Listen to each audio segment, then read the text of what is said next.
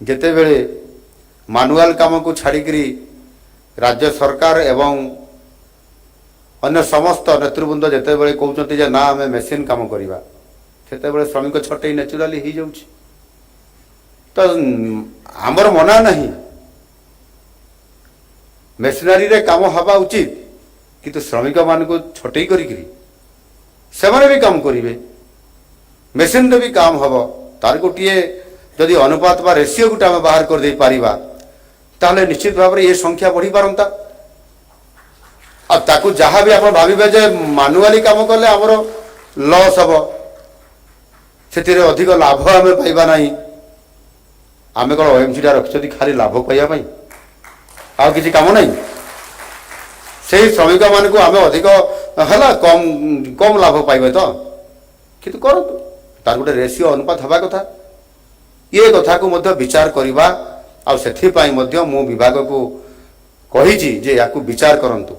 ଯେମିତି କଥାରେ କହନ୍ତି ଏ ଦିଲ ମାଙ୍ଗେ ମୋର, ସେମିତି OMC ଖାଲି ଖଣି ଉତ୍ତୋଳନ କରିବ ଆଉ ଆଇରନରକୁ ବିକ୍ରି କରିଦେବ, ଆଉ କିଛି CSR କାମ ଆଉ କିଛି 3% ହିସାବରେ ସେ ଯେମିତି ଲୋକଙ୍କର କାମ କରିବ, ସେତିକିରେ ଆମେ ସୀମିତ ରହିଲେ ହେବ ନାହିଁ। ଆମକୁ ଆହୁରି ଅଧିକ ଚ୍ୟାଲେଞ୍ଜ ଭାବରେ ନେବା ପାଇଁ ପଡ଼ିବ। ମୁଁ ସେଥିପାଇଁ ମଝିରେ ମଝିରେ ଅଧିକାରୀମାନଙ୍କୁ ମନ୍ତ୍ରୀ ମହାଶୟଙ୍କୁ ବି କହୁଥିଲି ଆମେ କେମିତି ଅଧିକ କରିବା। ଏ ଯେଉଁ ଗଛ ଲଗାଇବା କଥା କହୁଥିଲେ ମାନ୍ୟବର ମନ୍ତ୍ରୀ ମହାଶୟ, 90 ଲକ୍ଷ ଗଛ ଆମେ ଲଗେଇଛୁ ପର 10 ମେଟ୍ରିକ ଟନରେ ଗୋଟିଏ ଲେଖା। 90 ଲକ୍ଷ କୋଟିଏ ବି ପହଞ୍ଚି ପାରିଲେ ନାହିଁ। ଆମେ ତ କ'ଣ ସେ କୋଟିଏ ପାର କରିଥାନ୍ତେ ଗଛ ଲଗେଇବାରେ। ପର ମେଟ୍ରିକ ଟନ୍ ହିସାବ କଲେ ଆମେ ପୂର୍ବ ବର୍ଷରେ କମିଥିବ, ତା ବର୍ଷରେ କମିଥିବ। ଏ ସବୁକୁ ଆମେ ପୂରଣ କରିବା ଦରକାର। ଶେଷ 10 ବର୍ଷରେ କେତେ ଗଛ ଲାଗିବା କଥା, କେତେ ମେଟ୍ରିକ ଟନ୍ ଲୁହାପଥର ତା ଭିତରେ ଉତ୍ତୋଳନ ହେଇକରି ପରିବହନ ହେଇଛି। ଯଦି ୟାକୁ ଦେଖିବା ତାହେଲେ 90 ଲକ୍ଷ ଗଛ ଲଗେଇବାରେ ଇଏ ବହୁତ କମ୍ ସଂଖ୍ୟା ନୁହଁ, କିନ୍ତୁ ଆମକୁ ଆହୁରି ଅଧିକ ଓଡ଼ିଶା ସରକାର ଯେତିକି ଗଛ ଲଗେଇବେ ତାର 50% ଖାଲି OMC ଲଗେଇବା କଥା। ତେବେ ଯାଇକରି ଆମେ ଇଏ ଓଡ଼ିଶାକୁ ଜଳବାୟୁ ଦୃଷ୍ଟିକୋଣରୁ ଏବଂ ଯେଭଳି ଭାବରେ ଆଜି କାର୍ବନ ଡାଇଅକ୍ସାଇଡ୍ ଯେଭଳି ଭାବରେ ବଢ଼ି ଚାଲିଛି ଶିଳ୍ପାୟନ କାରଣରୁ ତାହାକୁ ରୋକାଯାଇପାରେ। ବଡ଼ ଭୂମିକା OMC ନେଉ, ଚ୍ୟାଲେଞ୍ଜ ଗୋଟେ ନେଉ। କ'ଣ ମନ୍ତ୍ରୀ ମହାଶୟ ହେବ ରାଜି? ଏଣୁ ନିଶ୍ଚିତ ଭାବରେ ମୁଁ ଆପଣମାନଙ୍କୁ ସମସ୍ତଙ୍କୁ ଧନ୍ୟବାଦ ଦେଉଛି। ଯାହା ଏଠି ଆମର DC ମ୍ୟାଡ଼ାମ୍ ବି କହୁଥିଲେ, ଓଡ଼ିଶାର ଅର୍ଥନୀତିକୁ $500 ବିଲିୟନ ଅର୍ଥନୀତି କରିବା ପାଇଁ ଆମ ସରକାର ସଂକଳ୍ପବଦ୍ଧ, କିନ୍ତୁ କାମ ବହୁତ କଠିନ ଅଛି ବୋଲି କହୁଥିଲେ, ଆମକୁ ସତର୍କ କରାଇ ବି ଦେଉଥିଲେ। ସେହି ଅନୁସାରେ ଯଦି ଆମକୁ ଯୋଜନାବଦ୍ଧ ଭାବରେ କାମ କରିବା ପାଇଁ ଆମକୁ ଯଦି ଆମେ ନ କରିକି ଯିବା ତାହେଲେ ହେଇପାରିବ ନାହିଁ। କିନ୍ତୁ ଗୋଟିଏ କଥା ହେଉଛି, ଆମକୁ OMC ଆଜି ଯେଭଳି ଭାବରେ ସାହାଯ୍ୟ ସହଯୋଗ କରୁଛି, ଏଠି ମାନ୍ୟବର କହୁଥିଲେ ବୋଧେ ମନ୍ତ୍ରୀ ମହାଶୟ 37ଟି ଖଣି ଆମ ଅଧୀନରେ ଅଛି OMCରେ। ସେଥିରୁ ଆଜି 17 ପହଞ୍ଚିଲେ ନା 18 ପହଞ୍ଚିଲେ? 18 ପହଞ୍ଚିଲେ କାର୍ଯ୍ୟକ୍ରମ ହେବାରେ, ବାକି ଖଣି ଗୁଡ଼ିକ କେମିତି ତୁରନ୍ତ କାର୍ଯ୍ୟକାରୀ ହେବ। ନୂଆ ପୁଣି 5ଟି ଖଣି ଇଏ କାର୍ଯ୍ୟକ୍ରମ ହେବାର ଯୋଜନା ଭିତରେ ଅଛି। ଏ ସମସ୍ତଙ୍କୁ ଯଦି ଆମେ ଯିବା ତାହେଲେ ଆହୁରି ଅଧିକ ସହଜସାଧ୍ୟ ହେବ ଆମର ମିଶନ ଏ କାର୍ଯ୍ୟକ୍ରମ କରିବାରେ। ଏ ଯେଉଁ ଆଜାଦୀ କା ଅମୃତ ମହୋତ୍ସବ, ଅମୃତ କାଳ, ଏ ଅମୃତ କାଳରେ ଓଡ଼ିଶା ନିଜକୁ ଆଜି ସାରା ଦେଶରେ ଏବଂ ବିଶ୍ୱରେ ଆଜି ଗୋଟେ ସ୍ୱତନ୍ତ୍ରତା ଆଣିଛି ଏବଂ ଗୋଟେ ଫୋକସ୍ କରିପାରିଛି। ଆଉ ସେଥିପାଇଁ ଭାରତ ବର୍ଷରେ ଯେକୌଣସି ବିଶ୍ୱସ୍ତରୀୟ କାର୍ଯ୍ୟକ୍ରମ ଯାହା ବି ହେଉଛି, ସେଥିରେ ତୁରନ୍ତ କେନ୍ଦ୍ର ସରକାର କହୁଛନ୍ତି ଯେ ଇଏ କାର୍ଯ୍ୟକ୍ରମ ହେବ, ଓଡ଼ିଶାକୁ ଦେଇଦିଅ। କାରଣ ଓଡ଼ିଶା ଆଜି ଯୋଗ୍ୟ ଏବଂ କରିକି ଦେଖେଇବ। ଯେମିତି ପ୍ରବାସୀ ଭାରତୀୟ ଦିବସ ଆମ ଓଡ଼ିଶାରେ କରାଯାଇଥିଲା। ମାନନୀୟ ପ୍ରଧାନମନ୍ତ୍ରୀଜୀ ଆସିଥିଲେ, ମହାମହିମ ରାଷ୍ଟ୍ରପତି ମ୍ୟାଡ଼ାମ୍ ଆସିଥିଲେ ଏବଂ 70ରୁ ଅଧିକ ଦେଶର ପ୍ରବାସୀ ଭାରତୀୟମାନେ ଆସିଥିଲେ, ପ୍ରବାସୀ ଓଡ଼ିଆମାନେ ବି ଆସିଥିଲେ। ଏବଂ ଏ ଭୁବନେଶ୍ୱରରେ ଯେଉଁ 3 ଦିନିଆ କାର୍ଯ୍ୟକ୍ରମ ଥିଲା 8, 9, 10 ଜାନୁଆରୀ ମାସର, ଇଏ କାର୍ଯ୍ୟକ୍ରମରେ ଯେଭଳି ଭାବରେ ଯେତେ ଭବ୍ୟ ଦିବ୍ୟ କରାଯାଇପାରିବ ତାହା ସରକାରଙ୍କ ତରଫରୁ କରାଯାଇଥିଲା। OMC ତରଫରୁ ମଧ୍ୟ ସାହାଯ୍ୟ ନିଆଯାଇଥିଲା ଏବଂ ଆମେ ବିଶ୍ୱସ୍ତରୀୟ ଏ ପ୍ରବାସୀ ଭାରତୀୟ ଦିବସ ଯେମିତି ଆମେ କରିଥିଲେ ଅନ୍ୟ ରାଜ୍ୟରେ ବିଗତ ଦିନମାନଙ୍କର ଯାହା ହେଇଥିଲା ସେ ସ୍ତରରେ ହେଇନଥିଲା। ସବୁଠାରୁ ବଡ଼ କଥା ହେଲା ଓଡ଼ିଆ ଅସ୍ମିତା। ଓଡ଼ିଆ ଅସ୍ମିତାକୁ ଉଜ୍ଜୀବିତ କରିବା ପାଇଁ ଆମର ସଂସ୍କୃତି, ପରମ୍ପରା, ଐତିହ୍ୟ, ଖାଦ୍ୟ ସବୁ ଏଠି ଓଡ଼ିଆ ଖାଦ୍ୟ ଆମେ ତାଙ୍କୁ ଦେଉଥିଲୁ।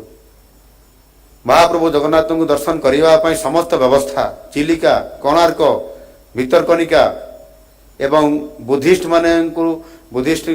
ଯେଉଁ ଆମର କେନ୍ଦ୍ର ଅଛି ତାକୁ ଯିବା ପାଇଁ ସମସ୍ତ ପ୍ରକାରର କାର୍ଯ୍ୟକ୍ରମ କରିକି ମଧ୍ୟ ଆମେ ଆକର୍ଷଣ କରିପାରିଥିଲୁ। ଏଣୁ ନିଶ୍ଚିତ ଭାବରେ ଆମେ ସବୁ କାମ କରିପାରିବା ସେ ପ୍ରକାରର ଅଦମ୍ୟ ଦୁଃସାହସ ଆମକୁ ଦେଖାଇବା ପାଇଁ ପଡ଼ିବ। କାହିଁକି ନା ଆମର ଯଦି ଅତୀତକୁ ଆମେ ଯିବା, ଅତୀତ ଗୌରବ ଆମର କେତେ ମହାନ ଥିଲା। ଆମେ କାର୍ତ୍ତିକ ପୂର୍ଣ୍ଣିମାରେ ବୋଇତ ବନ୍ଦାଣ ଉତ୍ସବ ଏବଂ 7 ଦରିଆ 13 ନଈ ପାର ହେଇକରି ଆମେ ବେପାର ବାଣିଜ୍ୟ କରିବା ପାଇଁ ଜାଭା, ସୁମାତ୍ରା, ବର୍ନିଓ, ଇଣ୍ଡୋନେସିଆ, ସିଙ୍ଗାପୁର ଇତ୍ୟାଦି ଇତ୍ୟାଦି କେତେ ଦେଶକୁ ଆମେ ଯାଉଥିଲେ, କେତେ ଧନ ସମ୍ପତ୍ତି ଆମେ ନେଇକରି ଆସୁଥିଲେ। ଆଉ ଆଜି ଆମେ କାହା ପାଖରେ ମୁଣ୍ଡ ପତେଇବା, ସ୍ୱାବଲମ୍ବନଶୀଳ ହେବାରେ ପ୍ରତିବନ୍ଧକ ଆଜି ଆମେ ଯଦି ନିଜେ ନ ଜାଗିବା ତାହେଲେ ଆମକୁ ସେ ସ୍ତରକୁ କିଏ ନେଇକରି ପହଞ୍ଚେଇବ। ଆଉ ସେଥିପାଇଁ ନିରନ୍ତର ଭାବରେ ଆଜି ନୂଆ ସରକାର ଆସିଲା ପରେ ଏ ସମସ୍ତ କଥାକୁ ଗୁରୁତ୍ୱର ସହ ବିଚାରକୁ ନେଇକରି କାମ କରୁଛନ୍ତି ଏବଂ ଆମେ ସମସ୍ତେ OMC ରାଜ୍ୟର ଶିଳ୍ପ ପ୍ରତିଷ୍ଠାକୁ ପ୍ରୋତ୍ସାହିତ କରିବା ପାଇଁ କିଭଳି ଭାବରେ ଆମର ଯେଉଁ ଇସ୍ପାତ ଏବଂ ଖଣି ବିଭାଗ ଅଛି ଏଥିରେ ଅଭିନବ ଇ-ନିଲାମ୍ସ ପ୍ଲାଟଫର୍ମ ମାଧ୍ୟମରେ ଲଙ୍ଗ ଟର୍ମ ଲିଙ୍କେଜ ପଲିସି ଦ୍ୱାରା ରାଜ୍ୟର ପ୍ରତିଷ୍ଠିତ ଶିଳ୍ପଗୁଡ଼ିକୁ କିଭଳି ଭାବରେ 80%ରୁ ଅଧିକ ଏଥିରେ କଞ୍ଚାମାଲ ଉପଲବ୍ଧ କରାଇ ପାରିବେ ସେ ପ୍ରକାରର ବ୍ୟବସ୍ଥା କରାଯାଇଛି। ତାକୁ ଆହୁରି ରୁଦ୍ଧିମନ୍ତ ଆଗାମୀ ଦିନରେ କରାଯାଇପାରିବ ଏବଂ ଆନୁଷାଙ୍ଗିକ ଯାହା ବି କାର୍ଯ୍ୟକ୍ରମ ଅଛି OMCର ମୁଁ ତ ଏତିକିରେ ସୀମିତ ନୁହଁ। ଯେମିତି କଥାରେ କହନ୍ତି ଏ ଦିଲ ମାଙ୍ଗେ ମୋର, ସେମିତି OMC ଖାଲି ଖଣି ଉତ୍ତୋଳନ କରିବ ଆଉ ଆଇରନ୍ ଓରକୁ ବିକ୍ରି କରିଦେବ, ଆଉ କିଛି CSR କାମ ଆଉ କିଛି 3% ହିସାବରେ ସେ ଯେମିତି ଲୋକଙ୍କର କାମ କରିବ, ସେତିକିରେ ଆମେ ସୀମିତ ରହିଲେ ହେବ ନାହିଁ। ଆମକୁ ଆହୁରି ଅଧିକ ଚ୍ୟାଲେଞ୍ଜ ଭାବରେ ନେବା ପାଇଁ ପଡ଼ିବ। ମୁଁ ସେଥିପାଇଁ ମଝିରେ ଅଧିକାରୀମାନଙ୍କୁ, ମନ୍ତ୍ରୀ ମହାଶୟଙ୍କୁ ବି କହୁଥିଲି ଆମେ କେମିତି ଅଧିକ କରିବା। ଏ ଯେଉଁ ଗଛ ଲଗାଇବା କଥା କହୁଥିଲେ ମାନ୍ୟବର ମନ୍ତ୍ରୀ ମହାଶୟ, 90 ଲକ୍ଷ ଗଛ ଆମେ ଲଗେଇଛୁ ପର 10 ମେଟ୍ରିକ ଟନରେ ଗୋଟିଏ ଲେଖା। 90 ଲକ୍ଷ କୋଟିଏ ବି ପହଞ୍ଚି ପାରିଲେ ନାହିଁ। ଆମେ ତ କ'ଣ ସେ କୋଟିଏ ପାର କରିଥାନ୍ତେ ଗଛ ଲଗେଇବାରେ। ପର ମେଟ୍ରିକ ଟନ୍ ହିସାବ କଲେ ଆମେ ପୂର୍ବ ବର୍ଷରେ କମିଥିବ, ତା ବର୍ଷରେ କମିଥିବ। ଏ ସବୁକୁ ଆମେ ପୂରଣ କରିବା ଦରକାର। ଶେଷ 10 ବର୍ଷରେ କେତେ ଗଛ ଲାଗିବା କଥା, କେତେ ମେଟ୍ରିକ ଟନ୍ ଲୁହାପଥର ତା ଭିତରେ ଉତ୍ତୋଳନ ହେଇକରି ପରିବହନ ହେଇଛି। ଯଦି ୟାକୁ ଦେଖିବା ତାହେଲେ 90 ଲକ୍ଷ ଗଛ ଲଗେଇବାରେ ଇଏ ବହୁତ କମ୍ ସଂଖ୍ୟା ନୁହଁ, କିନ୍ତୁ ଆମକୁ ଆହୁରି ଅଧିକ ଓଡ଼ିଶା ସରକାର ଯେତିକି ଗଛ ଲଗେଇବେ ତାର 50% ଖାଲି OMC ଲଗେଇବା କଥା। ତେବେ ଯାଇକରି ଆମେ ଇଏ ଓଡ଼ିଶାକୁ ଜଳବାୟୁ ଦୃଷ୍ଟିକୋଣରୁ ଏବଂ ଯେଭଳି ଭାବରେ ଆଜି କାର୍ବନ ଡାଇଅକ୍ସାଇଡ୍ ଯେଭଳି ଭାବରେ ବଢ଼ି ଚାଲିଛି ଶିଳ୍ପାୟନ କାରଣରୁ ତାହାକୁ ରୋକାଯାଇପାରେ। ବଡ଼ ଭୂମିକା OMC ନେଉ, ଚ୍ୟାଲେଞ୍ଜ ଗୋଟେ ନେଉ। କ'ଣ ମନ୍ତ୍ରୀ ମାସେ ହେବ ରାଜି? ଏଣୁ ନିଶ୍ଚିତ ଭାବରେ ଏ କାମକୁ ଆମକୁ କରିବା ପାଇଁ ପଡ଼ିବ। କିନ୍ତୁ ସବୁଠାରୁ ବଡ଼ କଥା ହେଉଛି ଯେ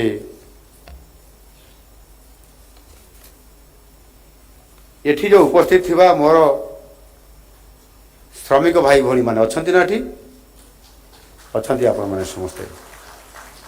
ଆପଣମାନଙ୍କର ସୁଖ ସ୍ୱାଚ୍ଛନ୍ଦ୍ୟ ଆମ୍ୟୁନିଟିଜ୍ ୟାକୁ ବୁଝିବା କାମ ହେଉଛି ସରକାରଙ୍କର ଏବଂ ସର୍ବୋପରି OMCର। ଏବଂ ସେଥିପାଇଁ ଶ୍ରମିକମାନଙ୍କର ସୁଖ ସ୍ୱାଚ୍ଛନ୍ଦ୍ୟରେ ଆମେ ସୁଖୀ ନିଶ୍ଚିତ ଭାବରେ ହେଇପାରିବା। କିନ୍ତୁ ତାଙ୍କ ସୁଖ ସ୍ୱାଚ୍ଛନ୍ଦ୍ୟକୁ ବଳିଦାନ ଦେଇକି ଆମେ କେବେ ସୁଖୀ ହେଇପାରିବା ନାହିଁ। ଯେଉଁମାନଙ୍କର ଅବଦାନ ମାଟି ଭିତରୁ ଅପରେସନ କରି ଆପଣ ଲୁହା ପଥରକୁ ବାହାର କରିବା, ତାକୁ ଆପଣ ଯେଭଳି ଭାବରେ ନିରନ୍ତର ଭାବରେ ଇଏ ଉଦ୍ୟମ ଜାରି ରଖିଛନ୍ତି, ଆଉ ସେଥିପାଇଁ ଶ୍ରମିକ ସଶକ୍ତ ହେଲେ ହିଁ ଓଡ଼ିଶା ହେବ ସମୃଦ୍ଧ। ଶ୍ରମଦାନ କରି ଓଡ଼ିଶାକୁ ସଶକ୍ତ ସମୃଦ୍ଧ ଆଉ ସୁନାର ଓଡ଼ିଶାରେ ପରିଣତ କରୁଥିବାରୁ ମୁଁ ଆପଣମାନଙ୍କୁ ଧନ୍ୟବାଦ ତ ଦେବି, କିନ୍ତୁ ଆପଣମାନଙ୍କର ଯାହା ବି ସମସ୍ୟା ଅଛି ତାକୁ ପୂରଣ କରିବାରେ ଆମ ସରକାର ନିଶ୍ଚିତ ଭାବରେ ଆଗାମୀ ଦିନରେ ତାକୁ ପୁରା କରିବେ। ସେ ପ୍ରକାରର ପ୍ରତିଶ୍ରୁତି ମଧ୍ୟ ମୁଁ ଆପଣମାନଙ୍କୁ ଦେଉଛି। ଏଠି ଗୋଟିଏ କଥା ହେଲା, ଏଠି ମୁଁ ପଚାରୁଥିଲି ଆମର ଅଧିକାରୀମାନଙ୍କୁ ଯେ ଆମର ପ୍ରକୃତରେ ଶ୍ରମିକ ସଂଖ୍ୟା କେତେ, ସମୁଦାୟ କର୍ମଚାରୀ ସଂଖ୍ୟାକୁ ଯୋଡ଼ିବା ଯଦି ତାହେଲେ ଏଥିରେ 27,000 ଅଛନ୍ତି, ତା ଭିତରେ ଶ୍ରମିକ ବି ଅଛନ୍ତି। ଶ୍ରମିକ ସଂଖ୍ୟା ବେଶୀ ରହିବା କଥା, ଅଧିକାରୀ ଆଉ କର୍ମଚାରୀ ସଂଖ୍ୟା କମ୍ ରହିବା କଥା, କିନ୍ତୁ ଏଠି ଓଲଟା ପରିଲିଖିତ ହେଉଛି। ଅଧିକାରୀ କର୍ମଚାରୀ ସଂଖ୍ୟା ଅଧିକ ଅଛନ୍ତି, ଶ୍ରମିକ କମ୍ ଅଛନ୍ତି।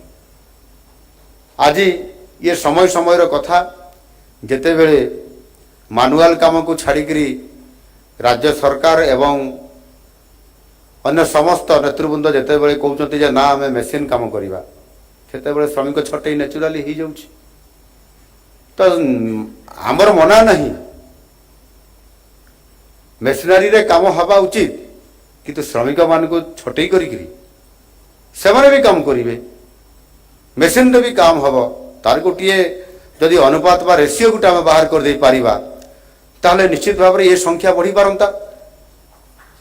ଆଉ ତାକୁ ଯାହା ବି ଆପଣ ଭାବିବେ ଯେ ମାନୁଆଲି କାମ କଲେ ଆମର ଲସ୍ ହେବ, ସେଥିରେ ଅଧିକ ଲାଭ ଆମେ ପାଇବା ନାହିଁ, ଆମେ କ'ଣ OMCଟା ରଖିଛନ୍ତି ଖାଲି ଲାଭ ପାଇବା ପାଇଁ, ଆଉ କିଛି କାମ ନାହିଁ? ସେଇ ଶ୍ରମିକମାନଙ୍କୁ ଆମେ ଅଧିକ ହେଲା କମ୍ ଲାଭ ପାଇବେ ତ, କିନ୍ତୁ କରନ୍ତୁ, ତାର ଗୋଟେ ରେସିଓ ଅନୁପାତ ହେବା କଥା। ଏ କଥାକୁ ମଧ୍ୟ ବିଚାର କରିବା, ଆଉ ସେଥିପାଇଁ ମଧ୍ୟ ମୁଁ ବିଭାଗକୁ କହିଛି ଯେ ୟାକୁ ବିଚାର କରନ୍ତୁ। ଆଗାମୀ ଦିନରେ ଗୋଟିଏ ଆମେ ଶ୍ରମିକ ଯେଉଁଠିକି ଆଜି ଯୋଡ଼ା, ବଡ଼ବିଲ, ଜୁରୁଡ଼ି, ବଲାଣି, ରୁଗୁଡ଼ି, ଗୁଆଲି, କେତେ କ'ଣ ମାଇନ୍ସ ଅଞ୍ଚଳ ଅଛି, ଠାକୁରାଣୀ, ଆପଣଙ୍କର OMC ଶୁଆକାଠି, ବାମବାରୀ, ଏବେ କ'ଣ କହିଲେ କ'ଣ ନା ଦବୁନା, ଏ ଦବୁନା ଅଛି। ଇ ହିସାବ କଲେ ଆମେ ଯଦି କେତେ ଖଣି ଅଛି, ପ୍ରାଇଭେଟ୍ ଅଛି, ସରକାରୀ ସ୍ତରରେ ଅଛି, ସମସ୍ତଙ୍କର ଯଦି ହିସାବକୁ ଆମେ ନେବା କଥା, ଯଦି ଗୋଟେ ଥରେ ଇକ୍ୱେସନ୍ ତିଆରି କରିଦେବା ଆମେ, କିଛି ନହେଲେ 60-40 ରେସିଓରେ ହେଉ, ନହେଲେ 70-30 ରେସିଓରେ ହେଉ, ତ କ'ଣ ଗୋଟେ ତ କିଛି ହେବା ଦରକାର। ସମ୍ପୂର୍ଣ୍ଣ ଭାବରେ ଆଜି ଶ୍ରମିକମାନେ ବସିଛନ୍ତି, ଆନ୍ଦୋଳନ କରୁଛନ୍ତି, ଆଉ ଆମେ ତାଙ୍କ କଥାକୁ ମଧ୍ୟ ଗୁରୁତ୍ୱ ଦେବାର ଆବଶ୍ୟକତା ଅଛି। ୟାକୁ ବିଚାର କରିବା ପାଇଁ ମୁଁ କହିଛି। ନିଶ୍ଚିତ ଭାବରେ ଶ୍ରମିକମାନଙ୍କ ଆମେ ବେକାରରେ ରଖିବା, ସେମାନେ କାମ ଆଗରୁ କରୁଥିଲେ ଏବଂ ସେଥିରେ ଯେଉଁ କାମ ମେସିନ୍ ଯେଉଁଟା କରିବ, ବାକି କାମ ତ କିଛି ଲେଭେଲିଂ କାମ ହେଉ, ଆପଣଙ୍କର ଟାର୍ପଲିନ୍ ବନ୍ଧା କାମ ହେଉ, ଏବଂ ଆଉ କିଛି କାମ ବି ଅଛି ଯେଉଁ କାମ ଆମ ଶ୍ରମିକମାନେ ଲେବରମାନେ କରିପାରିବେ, ସେମାନଙ୍କୁ ଆମେ ନିଯୁକ୍ତି କରିକି ଯଦି ଲଗେଇ ପାରିବା, ତାହେଲେ ନିଶ୍ଚିତ ଭାବରେ ଆମେ ସେଇଦିନ ଆଉ ଟିକେ ବେଶୀ ଖୁସି ହେବା, ଯେଉଁଦିନ ଆମର ଶ୍ରମିକମାନେ କାମ ପାଇଲେ। ତାକୁ ଆମେ ନିଶ୍ଚିତ ଭାବରେ ଧ୍ୟାନ ଦେବା ବୋଲି ମୁଁ ଏହାକୁ ଅଧିକ ଆଲୋଚନା କରି ତା ଉପରେ ଆଗାମୀ ଦିନରେ ନିଷ୍ପତ୍ତି ନିଶ୍ଚିତ ଭାବରେ ନିଆଯିବ। ଆଜି ଶ୍ରମିକ ସଂଖ୍ୟା ହିସାବ ଅନୁସାରେ 6,918, 7,000 ବି ପହଞ୍ଚି ନାହିଁ, ଏତିକି ମାତ୍ର ଅଛନ୍ତି। ମୁଁ ତ ଭାବୁଥିଲି ବୋଧେ 50,000ରୁ କମ୍ ନଥିବେ ବୋଲି। ତ ସେଥିପାଇଁ ଆମକୁ ଆଲୋଚନା କରି ତାର ସମାଧାନ ବି କରାଯାଇପାରେ। ଆଉ ଟିକେ ଯେଉଁ ମୁଁ କହୁଥିଲି ଯେ ଅନ୍ୟ ଖଣିକୁ ବି ନିଶ୍ଚିତ ଭାବରେ ଏଥିରେ ତାହାର ଉତ୍ତୋଳନ କରିବା ପାଇଁ ଆବଶ୍ୟକ ପଦକ୍ଷେପ ନିଆଯାଇପାରିବ ଏବଂ ବେପାର ବାଣିଜ୍ୟକୁ ଆଉ ଟିକେ ବଢ଼ାଇବା ପାଇଁ ପଡ଼ିବ OMCର। ତାହା ହେଉଛି ଯେ ମୁଁ ପ୍ରସ୍ତାବ ବି ଦେଇଛି, ବିଚାରାଧୀନ ବି ଅଛି ବିଭାଗରେ, ଯେହେତୁ ଆମ ପାଖରେ ଲୁହା ପଥର ଅଛି, ଲମ୍ସ ଅଛି, फाइन्स अच्छी साइजर अच्छी तो आमर जो सबुठारु गुंडटा जोटा को आम फाइन्स कहते ये फाइन्स को आम बहुत सस्तार कम रेट्रे सस्ता कहबी ना टिके जहाँ रेट हवा कथा मुझे रेट्र मो बाबद एत ज्ञान ना कि आम जो पठे दौरान ताकू जदि आम जमी प्राइवेट सेक्टर ताकू पेलेट कर बोधे पेलेट कर किसी जगह बेनिफिकेशन करी ताकू पेलेट कर बेनिफिकेशन करी ताकू हाई ग्रेड करी आउ टिके माल को भी पठे दौरान जमती सेठी आमर एसआर जो कंपनी अच्छी एवं कौन है मित्तल ये माने करुछंती बहुत बड़ पेलेट फैक्ट्री आज अच्छी आमर से देवझर रे आमर जेएसपीएल करुछि बहुत लाभ पाउछंती बेसी इन्वेस्टमेंट नहीं आमे भी छोट करिबा बड़ करिबा नहीं जदि प्लेट प्लांट जदि आमे 4-5टा करि दियंते ओएमसी सेक्टर रे दुबुना सेक्टर रे बड़बिल सेक्टर रे जदि गोटे गोटे प्लांट 400 कोटी रे 500 कोटी खर्च हो बेसी हेबनी आप पाखे तो 25,000 कोटी अच्छी डरुछंती कहीं कि साहस देखातु ये बड़ कथा हूँ जे आमको इन्वेस्टमेंट करने आमको बाहर बैंक टका पड़ो ना जदि भी आने आम संगे संगे तार कार्रवाई करा या करने द्वारा लाभ भी पाइबा एवं यह करने द्वारा आमर निजुक्ति भी सुजोग सृष्टि हो पारिबो हेबो कि नहीं ओएमसी जरिया निजुक्ति सृष्टि हेबो आउ सेथिरे आमे किछि नहले जदि 2-3 हजार करी लोक को निजुक्ति दे पारिबार सुजोग सृष्टि करिबा ताले 5टी जदि पेलेट फैक्ट्री करिबा आमे ताहले 20-25 हजार लोक को भी निजुक्ति दे पारिबा जदि 20 हजार लोक को निजुक्ति दे पारिले ताले सेइटा आम पई ओडिसा पई आम लोक को निजुक्ति दबा व्यापार करिबा ओएमसी तो व्यापार करूची काई करिवनी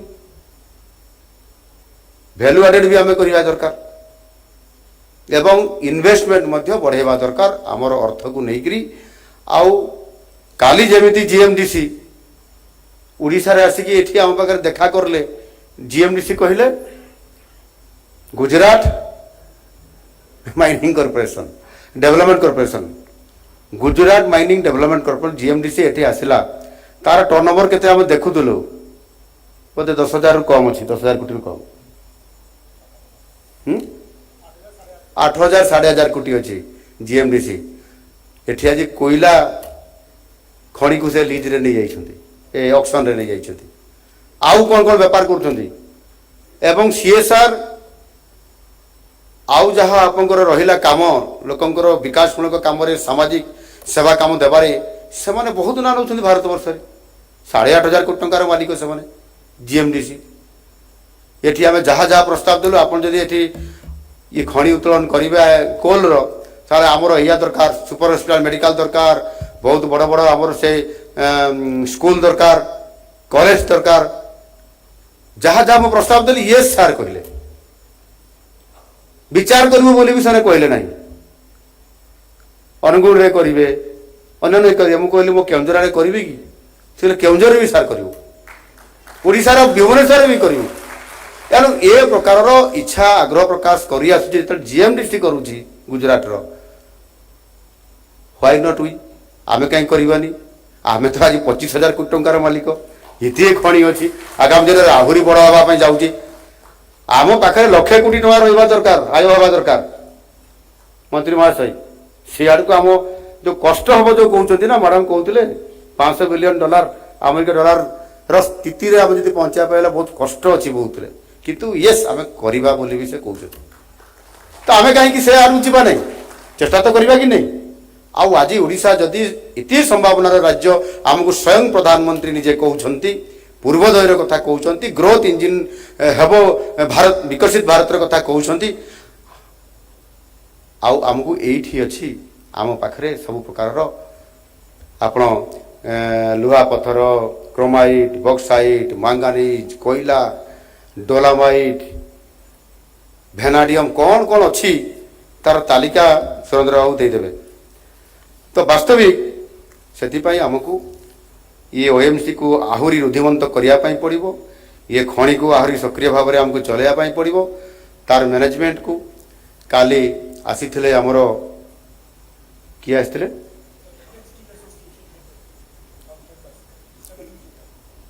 ଇଣ୍ଡିଆନ୍ ଷ୍ଟିଲ୍ ଆସୋସିଏସନ୍ କାଲି ଆସିକି ଆମ ସହିତ ନିଜେ ତାର ଚେୟାରମ୍ୟାନ୍ ହେଉଛନ୍ତି ନବୀନ ଜିନ୍ଦଲ। ନବୀନ ଜିନ୍ଦଲ କିଏ ଆପଣ ଜାଣିଛନ୍ତି? ଜେଏସ୍ପିଏଲ୍ର ଅଧ୍ୟକ୍ଷ ନବୀନ ଜିନ୍ଦଲ। ସେ ଆସିକି ଆମ ସହିତ 2 ଘଣ୍ଟା ବସିକରି ଘଣ୍ଟେ ଅପେକ୍ଷା କଲେ, ଆଉ 1.5 ଘଣ୍ଟା ଆଲୋଚନା କଲେ, ବହୁତ ସକାରାତ୍ମକ ଆଲୋଚନା କରିକିରି ସେ ଗଲେ। ଓଡ଼ିଶାରେ କାହିଁକି ଆମେ ଆସିଛୁ, ଭାରତ ବର୍ଷର ଇଣ୍ଡିଆନ୍ ଷ୍ଟିଲ୍ ଆସୋସିଏସନ୍ କାହିଁକି ଆସିଛି ଭାରତ ବର୍ଷରୁ ଓଡ଼ିଶାକୁ? କାହିଁକିନା ଏଇଟା ହେଉଛି ସମ୍ଭାବନାର ରାଜ୍ୟ।